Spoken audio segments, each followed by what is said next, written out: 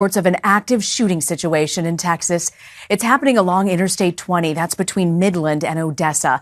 That's in West Texas and also between El Paso and Dallas, to give you a larger sense of the state.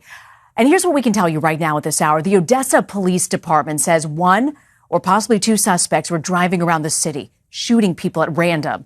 There are reports of several people being shot there, but the exact number is still unclear. The shooter apparently carjacked a mail truck and was opening fire from that truck. Midland police also reported two shooters using at least two vehicles. Our local affiliate reports one suspect has been taken into custody. The White House says President Trump has been briefed on the situation. This is obviously very fluid, and we're working out to sort out these details and exactly what it means.